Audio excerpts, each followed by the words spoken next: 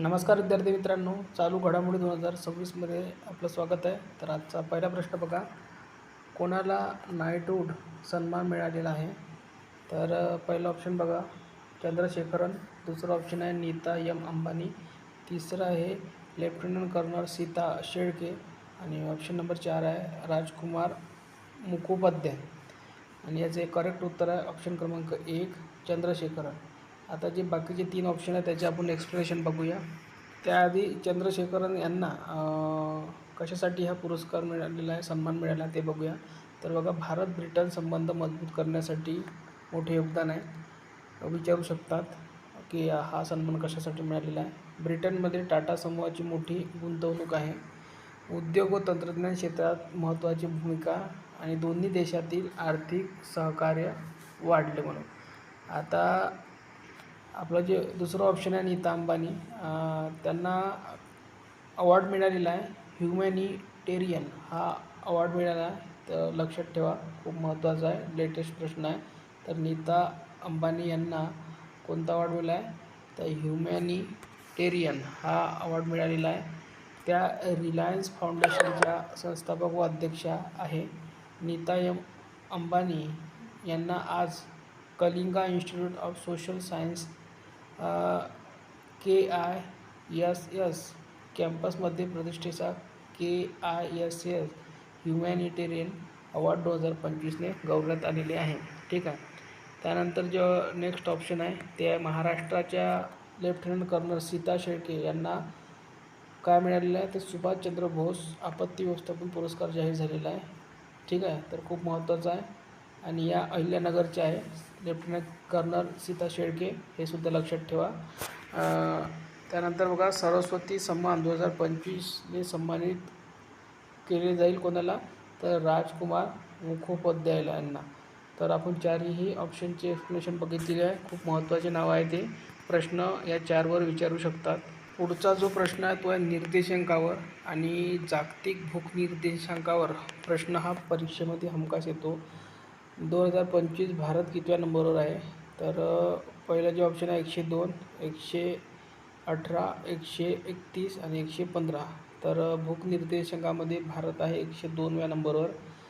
जे 118, 131 आणि 115 आहे त्याच्याबद्दल आपण महत्त्वाचे एक्सप्लेनेशन घेऊया, कारण की कन्फ्युजन होऊ शकतं की भूक निर्देशांक याच्यामध्ये जाऊ शकतो, भ्रष्टाचारमध्ये काही नंबर पाठांतर होऊ शकतात, चुकीचे इकडचे तिकडे होऊ शकतात, म्हणून आपण हे एवढे पण एक्सप्लेनेशन आणलेले आहे. तर पहा, 115व्या क्रमांकावर भारत किती कोणत्या याच्यात आहे? तर जागतिक शांतता निर्देशांकामध्ये भारत 115व्या नंबरवर आहे.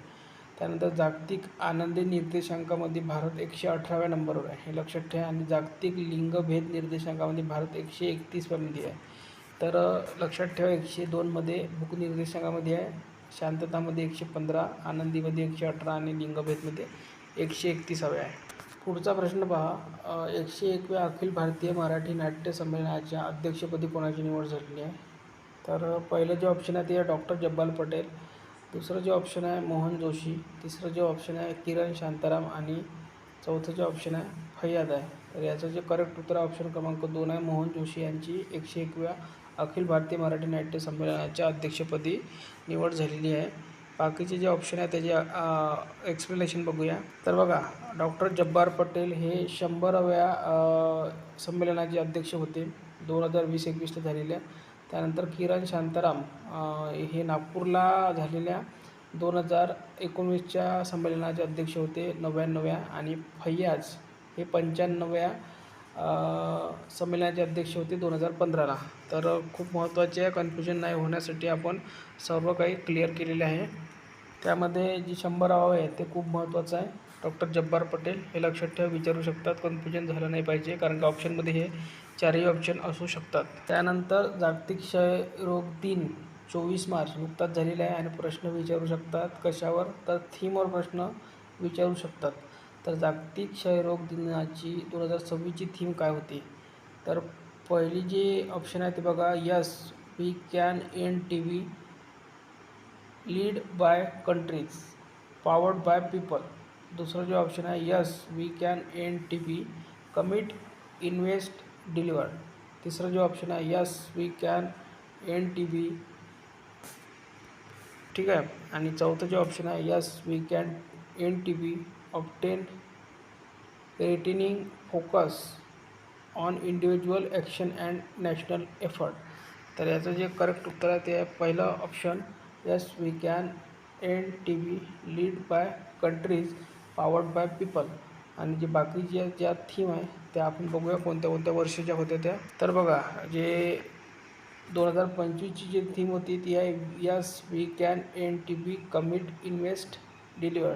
24ची बघा काय होती yes we can end TB फक्त एवढंच होतं. आणि 2023ची बघा yes we can end TB obtain retaining focus on individual action and national efforts. आणि जागतिक क्षयरोग दिन लक्षात ठेवा 24 मार्च आहे. आणि पहिला जो जागतिक क्षयरोग दिन केव्हा अधिकृतपणे मनवला गेलेला होता तर 1983ला. कारण की 1982ला क्षयरोगाचा जीवाणू हा सापडलेला होता, शोधलेला होता. आणि तो कोणत्या सायंटिस्टने शोधलेला होता तर बघा रॉबर्ट कोच यांनी शोधलेला होता 24 मार्च 1982ला. आणि उद्देश काय आहे जागतिक क्षयरोग दिन मनवण्याचा तर क्षयरोगाबद्दल TB जागरूकता पसरवणे आणि या आजाराचा सामना करण्यासाठी जनजागरूकता करणे असा याचा उद्देश आहे. त्यानंतरचा पुढचा प्रश्न पहा. $1 ट्रिलियन अर्थव्यवस्थेचे लक्ष्य अधिक वेगाने गाठण्यासाठी कोणते राज्य इन्व्हेस्ट मित्र 3.0 सुरू करणार आहे. तर पहिला ऑप्शन आहे पश्चिम बंगाल, दुसरा ऑप्शन आहे महाराष्ट्र, तिसरा ऑप्शन आहे मध्य प्रदेश, चौथा ऑप्शन आहे उत्तर प्रदेश. आणि याचं जे करेक्ट उत्तर आहे ते आहे उत्तर प्रदेश. तर इन्व्हेस्ट मित्र 3.0 हे सुरू करणार आहे उत्तर प्रदेश. तर या व्हिडिओमध्ये इथपर्यंतच. दररोज आपण सकाळी 7 वाजता करंट अफेअर या चॅनल घेऊन येत असतो, तर सर्वांनी चॅनल सबस्क्राईब करा.